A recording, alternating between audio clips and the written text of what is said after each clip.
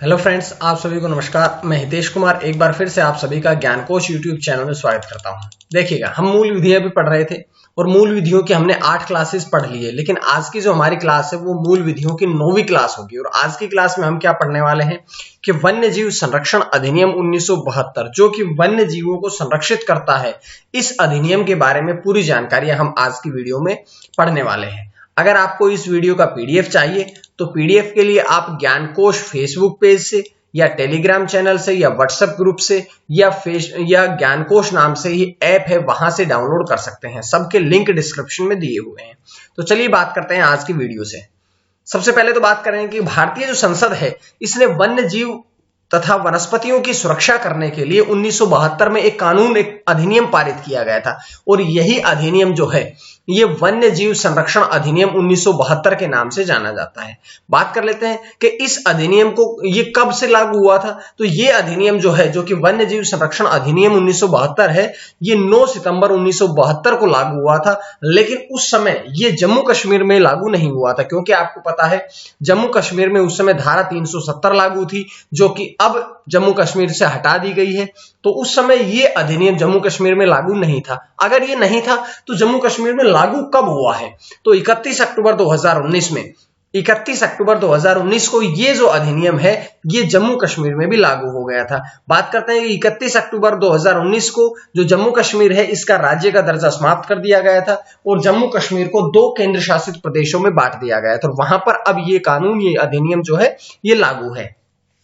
यहां से एक प्रश्न और भी बन सकता है कि इस अधिनियम में कितने अध्याय हैं, इस अधिनियम में कितनी धाराएं हैं। तो इस अधिनियम में कुल 7 अध्याय हैं और 66 धाराएं हैं। तो इस प्रकार से हमने पूरी जानकारी इसके बारे में पढ़ ली है। बात करते हैं अब इस अधिनियम के बारे में। इस अधिनियम की धारा 2 में कुछ शब्दावलियों को बताया गया है। धारा 2 की बात कर रहा हूं क्योंकि मैं इससे पहले भी वीडियोस में बात कर चुका हूं कि धारा जो 1 होती है, धारा 1 किसी भी अधिनियम के नाम को, उसके संक्षिप्त परिचय को वर्णन करती है और धारा 2 में उसी अधिनियम से संबंधित कुछ शब्दावलियों को व्यक्त किया जाता है।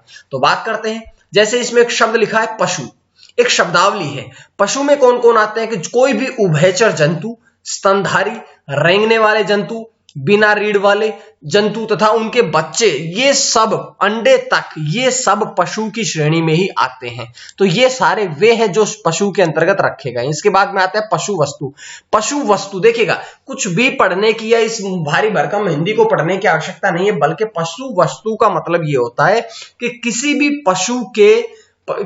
पशु के अंग से, पशु की खाल से, पशु के नाखूनों से, उसके दांत से जो भी वस्तु बनाई जाती है वो सारी की सारी पशु वस्तु में आती है। अब आपको पता होना चाहिए कि टाइगर की खाल, उसके नाखून, हाथियों के दांत या हिरण के सींग, ये सारी चीजें वो आती है जिसके द्वारा कोई अन्य वस्तुएं निर्मित करी जाती है, बनाई जाती है। तो जो वस्तुएं पशुओं के खाल से, उनके शरीर से, उनके अंग से बनाई जाती है वो सारी की सारी पशु वस्तु कहलाती है।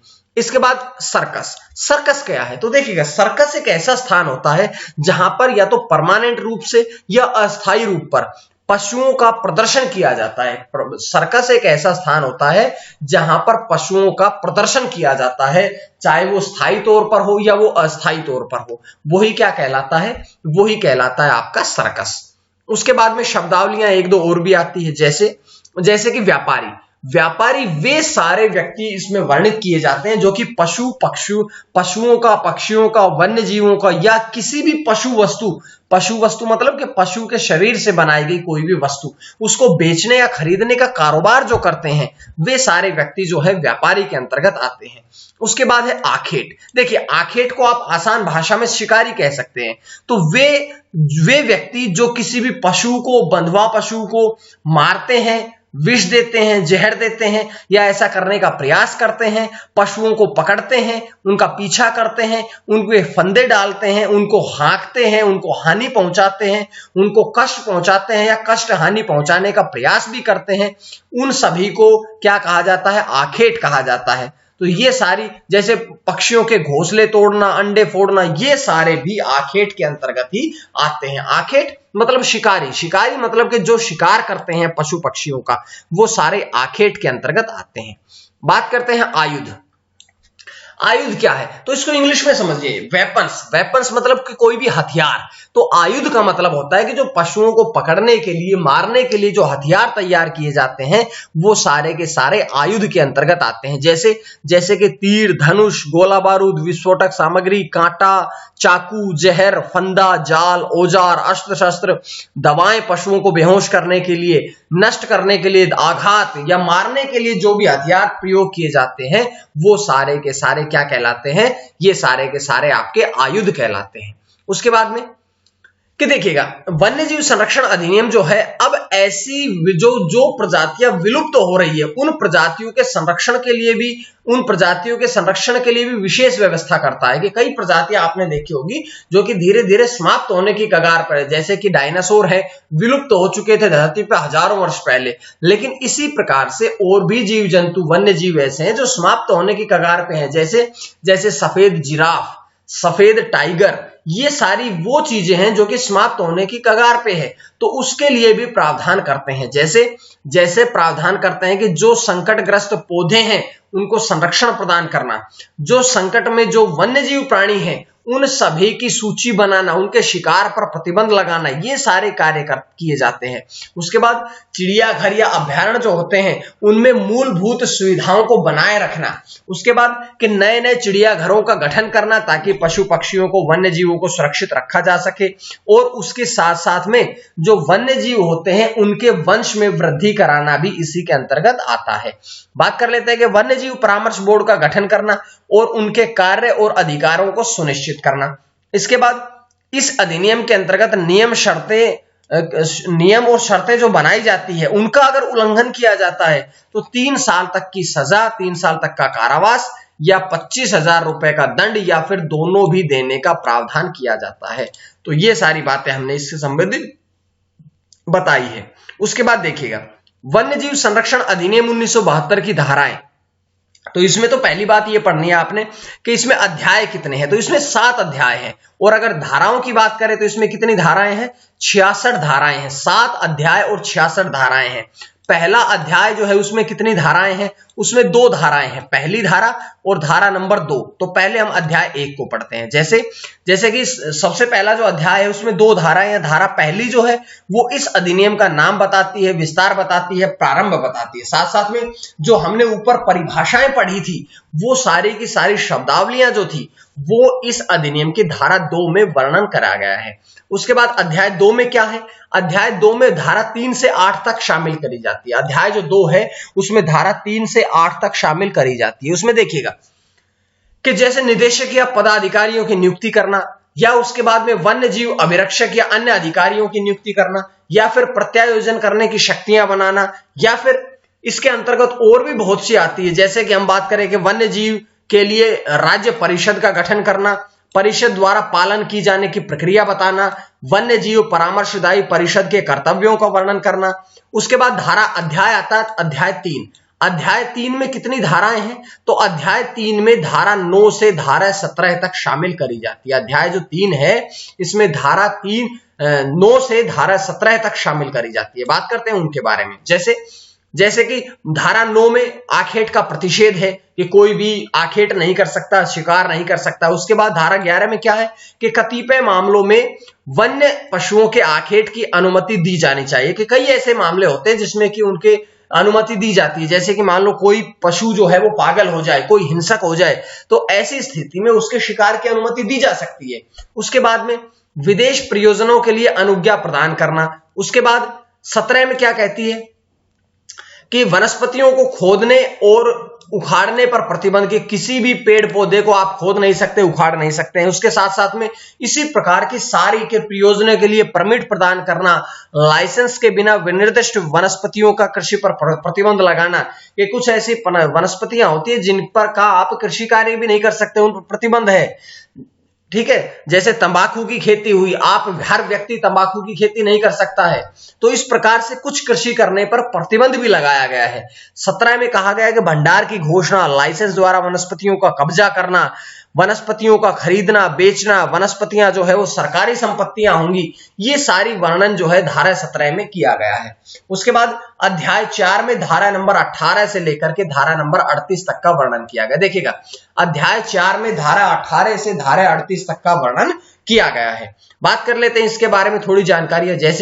जैसे कि अभ्यारण्य की घोषणा करना, अभ्यारण्य का संरक्षण करना, इसके लिए कलेक्टर की नियुक्ति करना, अधिकारियों के विनिश्चयन के लिए कलेक्टर होना चाहिए, अधिकारों के अर्जन पर रोक लगाना, कलेक्टर द्वारा कई नई घोषणाएं करना, कलेक्टर द्वारा क्षेत्र की स्थान की जांच करना, कलेक्टर की जितनी भी शक्तियां हैं वो धारा नंबर 23 में बताई गई है। उसके बाद अधिकार का अर्जन की कार्यवाही, अर्जन प्रक्रियाओं को पूर्ण होने की समय सीमा, कलेक्टर की शक्तियों का प्रत्यायोजन, किसी क्षेत्र को अभ्यारण्य के रूप में घोषित किया जाना। 27 में कहा गया है कि वन्य जीव अभ्यारण्य में प्रवेश के लिए प्रतिबंध है, अनुज्ञा का प्रदान किया जाना, परमिट के बिना अभ्यारण्य में विनाश या नुकसान नहीं कर सकते, आग लगाने पर प्रतिबंध है कि किसी भी अभ्यारण्य में चिड़ियाघर में या जो वन्य जीव अभ्यारण्य होते हैं उनमें आप आग नहीं लगा सकते हैं, क्योंकि अनेक पशुओं के, पक्षियों के, वनस्पतियों के झुलसने की संभावना रहती है। साथ साथ में वन्य जीव अभ्यारण्य में आयुध के साथ प्रवेश में प्रतिबंध करना। आयुध मतलब कि किसी भी प्रकार की हिंसक सामग्री के साथ में आप प्रवेश नहीं कर सकते हैं। साथ साथ में क्षतिकारक पदार्थ के उपयोग पर निषेध, कि कोई भी ऐसा पदार्थ आप प्रयोग नहीं कर सकते हैं जो पशु पक्षियों को, वनस्पतियों को नुकसान पहुंचाए। उसके बाद वन्य जीव अभ्यारण्य का नियंत्रण करना, पशुधन का टीकाकरण करना, सलाहकार समिति का गठन करना, अपने अधीन आयुध रखने वाले कतिपय व्यक्तियों का रजिस्ट्रीकरण करना, अतिक्रमण हटाने की शक्तियां, उसके साथ साथ राष्ट्रीय उद्यान की घोषणा करना, संरक्षण आरक्षित करने की घोषणा करना, संरक्षण आरक्षित प्रबंध समिति का गठन करना, समुदाय आरक्षित की घोषणा और प्रतिबंध करना, समुदाय आरक्षित प्रबंधन समिति का निर्माण करना, ये सारी बातें इन धाराओं में बताई गई। और दो अन्य मुख्य रूप से धाराएं आती है कि बंद क्षेत्र की घोषणा, केंद्र सरकार द्वारा घोषित अभ्यारण्य एवं राष्ट्रीय उद्यान, जो कि धारा नंबर 37 में है, और धारा नंबर 38 ये बताती है कि केंद्रीय सरकार द्वारा क्षेत्रों को अभ्यारण्य एवं राष्ट्रीय उद्यान घोषित करने की शक्तियां जो है वो धारा नंबर 38 में बताई गई है। उसके बाद में अध्याय 5 आता है। अध्याय 5 में भी 11 धाराएं हैं। कौन कौन सी? धारा नंबर 39 से लेकर के धारा नंबर 49 तक। इन जो धाराएं हैं, इन धाराओं को अध्याय नंबर 5 में शामिल किया जाता है। उसके बाद बात करते हैं जैसे धारा नंबर 39 में कहा गया है कि वन्य प्राणी आदि की सरकारी संपत्तियां है, कि जो वन्य प्राणी है इनको आप मार नहीं सकते, ये भी सरकारी संपत्तियां हैं। उसके बाद में 40 में घोषणा करी गई है इनके बारे में, और कतिपय यानी कि कुछ मामलों में उन्मुक्ति भी दी गई है। उसके बाद धारा 41 में सूचियों की जांच करना और रिपोर्ट तैयार करना, कि वन्य प्राणियों की जितनी भी सूचियां बनाई जाती है उनकी जांच करना, उनके लिए रिपोर्ट तैयार करना। उसके साथ साथ में स्वामित्व का प्रमाण पत्र जारी करना, पशु आदि के स्थानांतरण का विनिमय, यानी कि पशुओं को यदि आपने एक स्थान से दूसरे स्थान पर भेजना है, विनिमय करना है, तो उनकी सारी व्यवस्थाएं करना। बिना अनुमति के पशु वस्तुओं को व्यवहार करना प्रतिषिद्ध है, मतलब कि प्रतिबंधित है। लाइसेंसों का निरस्तीकरण और विलंब करना, अपील करना, अभिलेखों का रखा जाना, लाइसेंस धारक अथवा पशु का आदि का खरीदना, ये सब बातें जो हैं ये इन धाराओं में बताई गई है। धारा 48 का क्या कहती है कि वन्य जीवों के अभिवहन पर प्रतिबंध करना, उसके साथ लाइसेंस धारी के अतिरिक्त अन्य व्यक्ति के द्वारा बंदी पशु आदि का क्रय करना, खरीदना, ये सारी धाराएं इसमें आती हैं। उसके बाद धारा 49 जो है ये कुछ पशुओं से प्राप्त करी गई पशु वस्तुओं को आदि के व्यापार एवं वाणिज्य को प्रतिषेध बताती है। मतलब कि जो आपने 49 ये कहती है कि जो भी पशु है या पशु वस्तुएं हैं उनका खरीदना, बेचना, व्यापार करना प्रतिबंधित है। उसके बाद में व्यवसायी द्वारा घोषणा करना आदि के, मतलब ये जितनी भी चीजें होती है इन सब का प्रतिषेध है, प्रतिबंध है कि आप ना तो पशु पक्षियों को खरीद बेच सकते हैं, ना ही आप उनकी बनी हुई वस्तुओं को खरीद बेच सकते हैं, उनका व्यापार करना प्रतिबंधित है। उसके बाद धारा नंबर 50 से 58 तक जो कि अध्याय 6 में बताई गई है। अध्याय 6 में धारा नंबर 50 से 58 तक आती है। जैसे कि हम बात करते हैं प्रवेश, तलाशी, गिरफ्तार या निरोध की शक्तियां। 51 में आते हैं कि सजा एवं दंड का प्रावधान। उसके बाद प्रयत्न एवं दुष्प्रेरण, गलत अभिप्रेरण के लिए दंड, अपराधों का शमन करने की शक्ति, अपराध का संज्ञान, मतलब कि आप ऐसा समझ लीजिएगा हर एक धारा का वर्णन इस प्रकार से किया गया है कि यदि कोई व्यक्ति इनका उल्लंघन करता है तो उन्हें सजा देने का प्रावधान भी सरकार द्वारा किया गया है। अब बात करते हैं आखिरी अध्याय। आखिरी अध्याय है हमारा 7वां, जिसमें धारा नंबर 59 से 66 तक का वर्णन किया गया। तो यहां से दो बातें और भी आपको जानने को मिली कि इस अधिनियम में 7 धाराएं हैं और 7 अध्याय हैं और 66 धाराएं हैं। इस प्रकार से हमने इसके बारे में पढ़ा है।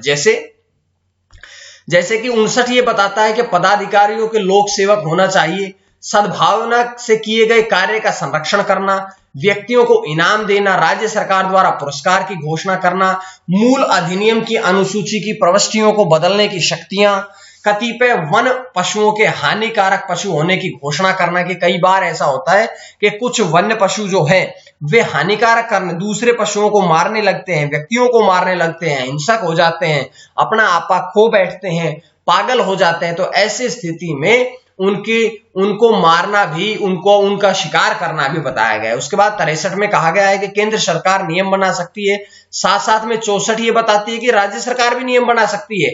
उसके बाद अनुसूचित जनजाति अधिकारियों का संरक्षण किया जाना भी धारा 65 में व्यक्त किया गया और 66 में निरसन एवं व्यावृत्तियां वर्णन करी गई है। तो इस प्रकार से हमने इस नियम के बारे में पूरी जानकारियां पढ़ी है। लेकिन दो छोटे छोटे नियम और भी मैं आपको बता देता हूं। एक है वायु प्रदूषण निवारण एवं नियंत्रण अधिनियम 1981। उसमें क्या होता है कि इसमें वायु प्रदूषण को रोकने की या वायु प्रदूषण को नियंत्रण रखने के सारे वर्णन किए गए हैं। यह अधिनियम 15 मई 1981 से पूरे भारत में लागू हुआ था। इसका वर्तमान में विस्तार पूरे भारत में है। कितने अध्याय हैं? इसमें 7 अध्याय और 54 धाराएं हैं। इस अधिनियम की धारा 39 में दंड के बारे में वर्णन किया गया है और अगर इसका आप उल्लंघन करते हैं तो आपको 3 महीने की सजा या 10,000 रुपए का जुर्माना या दोनों भी आपको देने पड़ सकते हैं। यदि अपराध लगातार जारी रहते हैं तो अपराधी को प्रत्येक दिन के लिए 10,000 रुपए तक का जुर्माना लगाया जाएगा। यानी कि ये व्यक्ति कोई लगातार अपराध करता है तो हर दिन के हिसाब से 10,000 रुपए जुर्माना उनसे वसूला जा सकता है। उसके बाद में बात कर लेते हैं, एक छोटा सा नियम और है आखिरी, कि जल प्रदूषण निवारण नियंत्रण अधिनियम 1974। इसमें यह कब संसद में पेश किया गया था?